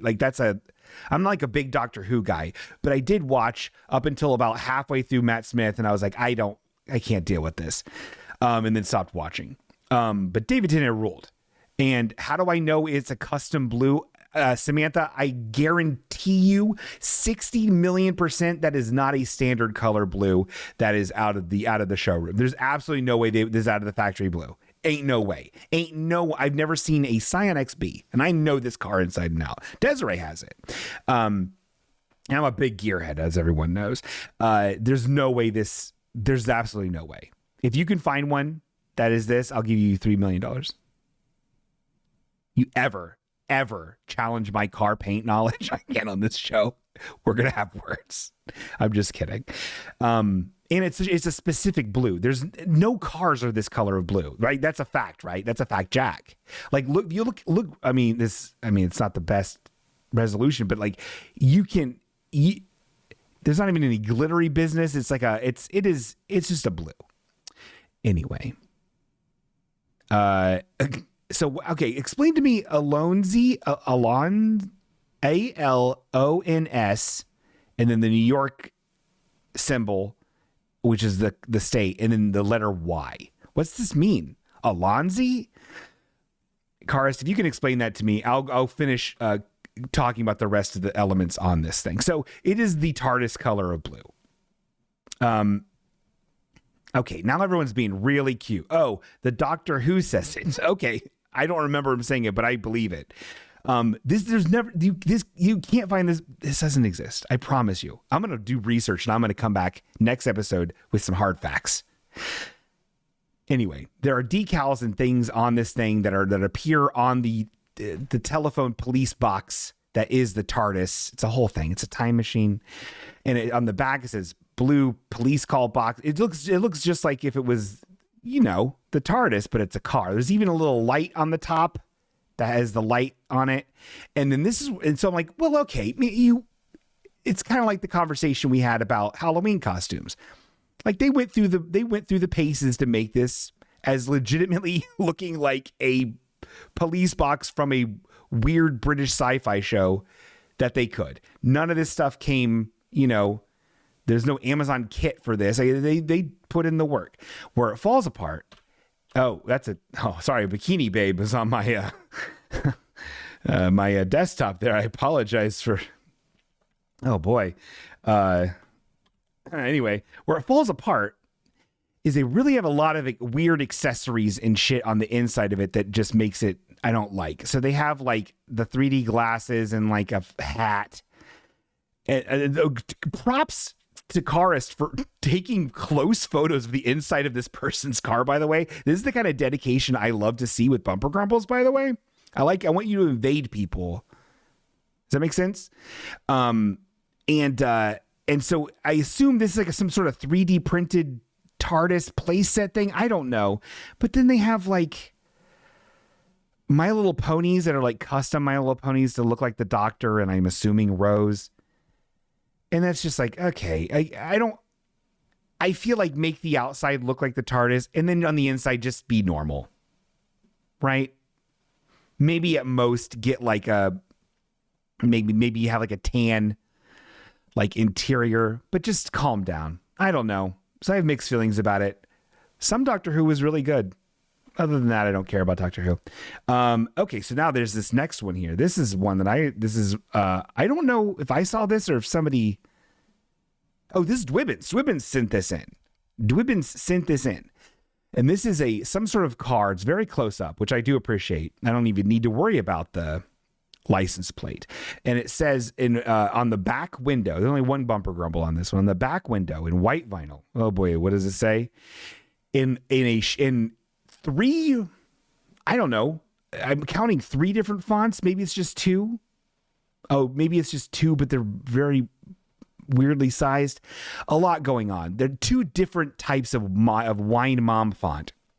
It says, in all caps, if you hit me with my baby, but baby is lowercase and in a different font, and without, so like it's uppercase with like, it's lowercase on the words that they want to emphasize, which makes no sense. But it says, if you hit me with my baby in the car, ... I'll whoop your ass till the cops come. Okay. Like this is like a super aggressive, shitty, awful person's way of saying baby on board, which is a classic. Everyone knows the way it looks. It looks like a caution sign. It's easy to read. It's the right colors. This sucks. This one sucks because not only are you like not just going with a classic that everybody knows, if you're that concerned about it, if you're that concerned that your child is in your car and you don't want to get hit, right? And you think that somehow putting a bumper sticker on your car that tells people, reminds people that there's a kid in your car, that's going to somehow magically make you exempt from getting struck with another vehicle, that somehow that's going to put it in their mind that like, oh, maybe I should slow down just this once. There might be a child in there. If you think that you have that bumper stickers have that power, why wouldn't you stick with the classic tried and true, the equivalent of a stop sign, the equivalent of the Coca-Cola logo? You see a baby on board, it's classic. You know exactly what it is. It's the same as having a Garfield suction cup to your back window.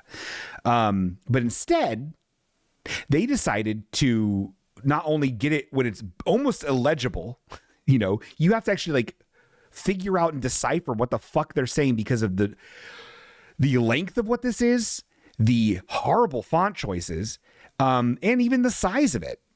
And then all you're doing is saying, you're threatening physical violence on something that hasn't happened. That if you were that concerned about it enough to threaten somebody, why wouldn't you just get the classic fucking bumper sticker that says baby on board? Why wouldn't you just do that? I want this person found, and I want to talk to him, and I want to kiss him. Here we got another one here. This one's really cool. I found this one. Oh boy, it's a Mitsubishi Outlander. They got it from Jeff Schmidt Auto Group, and it's a piece of shit. It's a stupid looking car. It's fine. It's like a gray. like a dad gray. We got a couple real cool Star Wars guys here.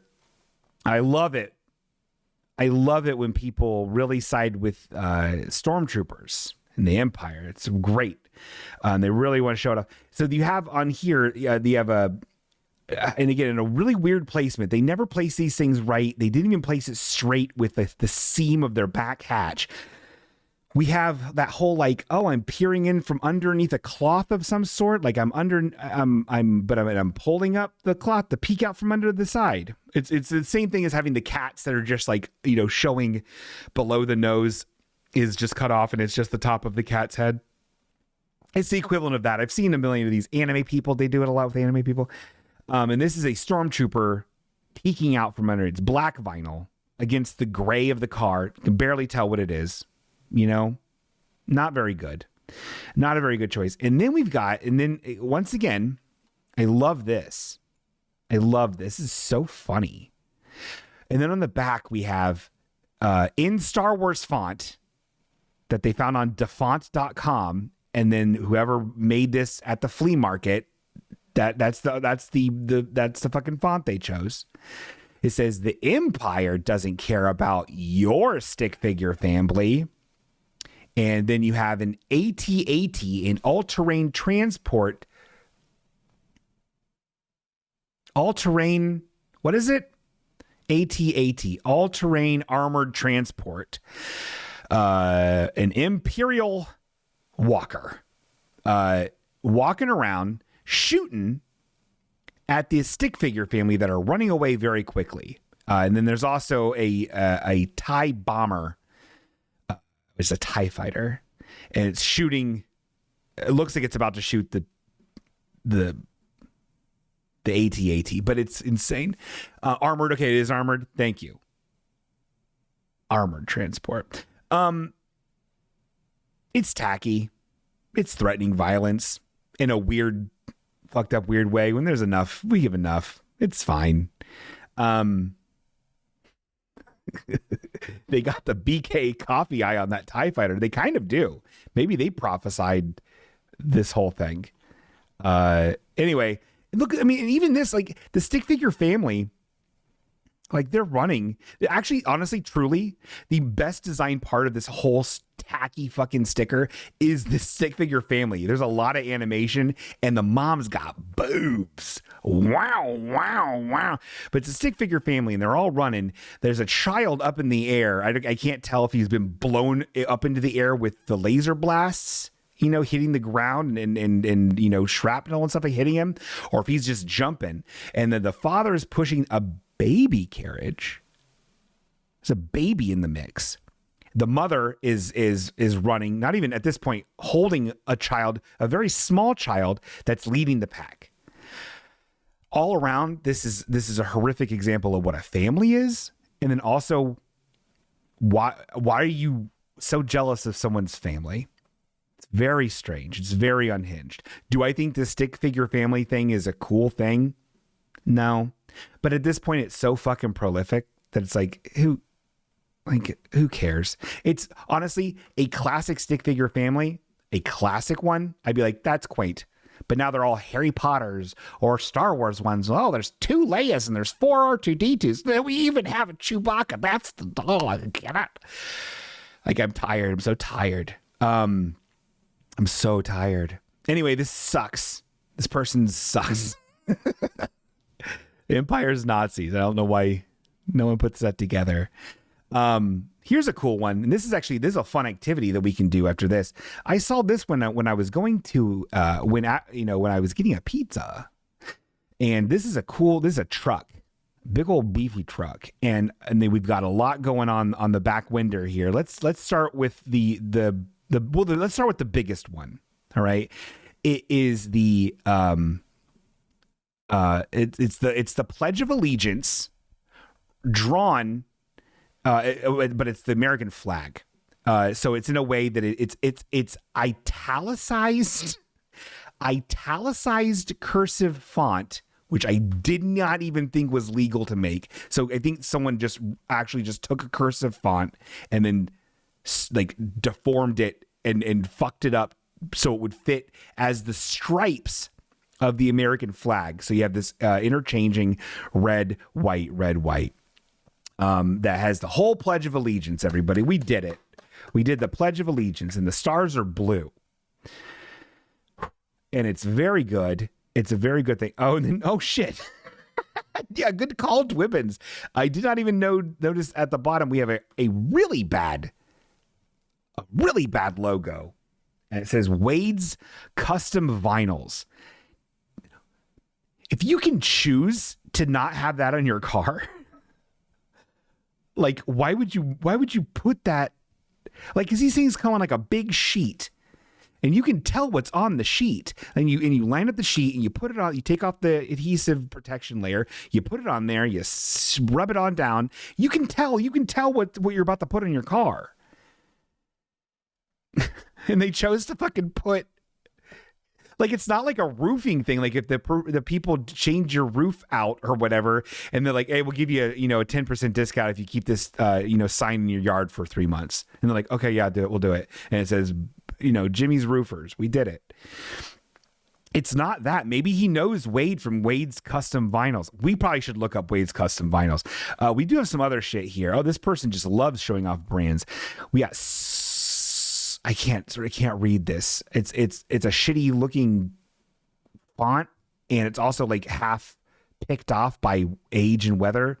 I can't read it. Some sort of aggressive audio company.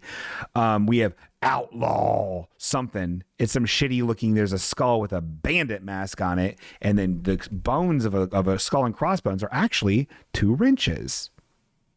Why are you gonna have 2 of the same size wrench, asshole? And so that's stupid looking. This one, another one here, another in the lower left back truck window. It says, not fast, just loud. Which I really feel like sums up the attitude of this person. This is the fucking asshole people that just want a loud vehicle for whatever reason, to be noticed, to make some sort of impact and feel some sort of control when they absolutely have zero control. They have no control in their lives, and they know it. They're scared so much about it. So they have their guns, and they have their big old loud truck on there, and they tell people, pledge allegiance, bubby. Gotta pledge it. Not fast, just loud. Cool. That's neat. But I bet also when you talk about yourself, you're like, not fast, just loud. Well, sometimes I'm pretty fast. Made good time going to fucking Myrtle Beach this year, dudes. Made good time going to Myrtle Beach, daddy. Made good time. I didn't stop at no gas station to take a leak out of a Gatorade bottle. Yeah, it barely fit. My dicky barely fit in a Gatorade bottle, buddy, because I got a big old pecker. I'm fast, too. And then Pedal Commander. I don't know what that is. Pedal Commander and some aggressive fucking university-looking font and a dumb star and a shitty-looking blue. Anyway, this person's interesting and has added an extra activity to Bumper Grumbles because they have an Instagram handle on their fucking side of their stupid car. So let's see what kind of cretin this person is. Let's look it up. So it's very confusing here. So it says single cab space Ram is their Instagram handle. I did not look this up ahead of time, so I don't know if there's supposed to be an underscore here. I assume it's a Dodge Ram. Single cab Ram. Let's look it up. Oh, okay. Well, this is disappointing. So it looks like if it's Aaron Guidey, Guidey, then it it's a private account. Private. 166 followers. Well, I'm glad you invested on that sticker. That's really great, bud. I'm glad you invested on that sticker, guy. Got 166 followers. Private though. I think this is it, because if you search for just, a single cab space Ram, Nothing really coming up. You got Seagull Cab Rams, which is I think a real Instagram thing that's showing, 13,000 followers. This ain't it. This is just showing things. And they have a real logo. It's not great. Well, that's disappointing. I really kind of thought that was be really fun to do, but follow to see. Oh God, Kimbla, you got the fucking moves today, dude. Okay, hold on. We're gonna officially follow it with the Halfway Okay Instagram account. So let's follow that. Also, brothers and sisters, NNBs, won't you please follow the Halfway Okay Instagram today? I sometimes post stuff to it. Anyway, and then we got one more. We got one more humdinger that I feel I like this one. So this is a red Toyota Matrix. There's a lot. You could probably see already. There's a couple Tweety birds, and we're not going to look at them yet. We're going to first focus on this. First, they have a sticker that says Team Fiona. I've never seen this sticker before. Team Fiona. Fiona was a baby hippo at the Cincinnati Zoo, and it's a little baby hippo, and I think it's more of an adult hippo now. This is a very cute sticker. It's a very cute drawing of a baby hippo. I really like it. I can't describe it to audio perverts. You just have to look at it. It's a very good sticker. It has seen some age. And I'm not in love with the type treatment for Team Fiona. I feel like you could have made that a little thicker. Done something with it. Anyway, so that's cute. You got another sticker here that you can't make out, but I think it says lover, something lover, dog lover. Oh, it's a dog. It's like a dog, but you cannot tell what that is. Oh my God, it's a magnet. Take it off of your car. Okay, I'm not mad at this person. They're having a nice time. Anyway, this is where it gets kind of cool. So ain't no one using Tweety Bird anymore. I don't think. No one does this anymore. I don't think. So on the back, it says, ooh, get off my tail, like Tweety Bird would say. But it's also being like, don't tailgate me, which seems to be a real concern. Protecting your children in the car and tailgaters. A real issue. I've never had issues with them, with either thing. But this is a Tweety who's facing, his body is facing forward, but his little head is turned, and he's making a ooh little face. You can see the little Tweety butt. It's very cute. It's actually like it's not just like a white vinyl shitty like sticker. Like it's a full color, looks pretty good for a Tweety Bird. If you're deciding to put a Tweety Bird on your shit in 2023. Then it's a good quality. You did well. Like you could have done worse, I guess I'll say. And then we just have a regular Tweety Bird on the other side, a little more weather torn, and he's just doing the hips, hands on the hips, looking annoyed. He's not having it. I'm assuming also this is to make you back off.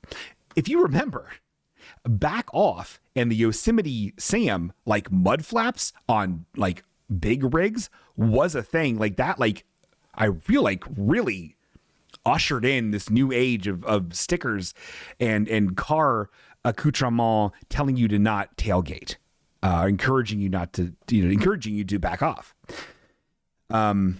Anyway, and then you have another sticker here that you can't fucking tell what it is. Just take an ice scraper and fucking get rid of these stickers, Gert, or whatever the fuck your deal is. I don't get it together. Also, this paint has seen a better. Well, you know what? Hey, it's a Toyota. You can drive that thing until it has 4 million miles on it. I think that's really great. Let me see here. Tweety rules. Oh my God. Is Tweety a boy or girl or NB? I think Tweety is canonically a boy, but very young. It's Tweety's world. They're all just living in it. Yep. Yeah. Anyway. Oh, a Wile E. Coyote fan. I agree. Warner Brothers cartoon characters are solid. I like them. It was rough for a while to say that. I'm a real big Pepe Le Pew guy. Just kidding. All right. That being said, I'll let the bubble go.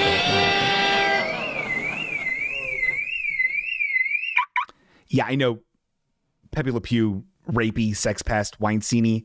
The backgrounds in the Pepe Le Pew cartoons are fucking some of the coolest shit. They look awesome. Look it up. It's so artsy and weird. Okay. I know this is the time of the show everyone loves so here, and it's actually called Name That Name.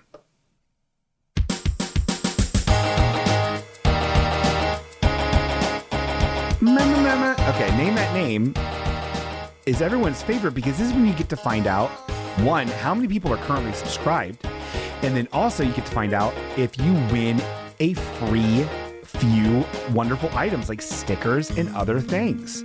Am I still, that's very fun for people. It's fun for me to send them around town. What happened? What? Oh, here it is. Okay, hold on. I got to get rid of that. Delete this. Got it. Oh, and then I get to fuck with a spreadsheet. Because that's the way you have to get your fucking subscriptions from Twitch. Hey, make an app for that. Where's that? And then there's a random number generator. Where's that? Oh God, where? I'm all discombobulated, everybody, and really apologize. Found it. Okay, we have currently 42 subscribers. Very good. Ain't too shabby. Not our highest, certainly not our lowest. And I feel very, very touched and hashtag blessed for everyone that is around the town. Oh man, I know Karist. I owe you so much. Here's the thing. Do you actually have to go to the fucking post office to send something out? eBay has to be ruined because you can just print out all your fucking postage through eBay. Can you just do that on the internet? I need to look it up. Okay. Shh. Shut up. Shut the fuck up. We're all done. We're looking at this now. Okay, look. 42. We're generate 26. That's the random number we got. Let's see who that is on the list. Okay, no, that's Julie again. You can't win twice. She's won. That's her third time. Rigged. We're doing it over. Generate. New number. No, rigs. 4. 1, 2, 3, 4. Oh my God, it's Camo Crabham. Camo Crabham, you just won yourself a big old heaping helping of delicious halfway okay garbage. I will give those to you as soon as I get to do it. As soon as I did. So that is what that was. And that is, we rigged it. Okay. You really did win. You won and you deserve it. You're a treasure to all of us and you're a great guy. And now I gotta tell you, actually, I don't know if there's any more keychains. I hope there is. Camo Crabham. All right. Everybody. Thank you so much for being part of the magic. Sorry if I was a scamp tonight. Didn't mean it. But you are all treasures to me, and you're wonderful, and I'm going to keep doing this show until I'm a dead body. And I don't even care if I get a really cool girlfriend someday who's like, babe, it's Wednesday night's our date night. I'll be like, then let's date after the fucking show, Bernice, because I'm not doing this. I told you going into this is important to me. It's important that I do this to express myself. And if she's all like, whatever, I'm going to hang out with my ex-boyfriend, I'm like, I don't care. I'm not threatened by that. I'm not. But then you know what I'll do? I'll fucking go and hang out. I'll Photoshop myself with some fucking bikini babes and fucking post that on social media. She can't fucking stop me from doing that. We're just hanging out with friends now, Bernice? Are we just doing that? Because that's what I thought we were doing. Can I have friends? And then we'd make love. Okay. Bye, everybody.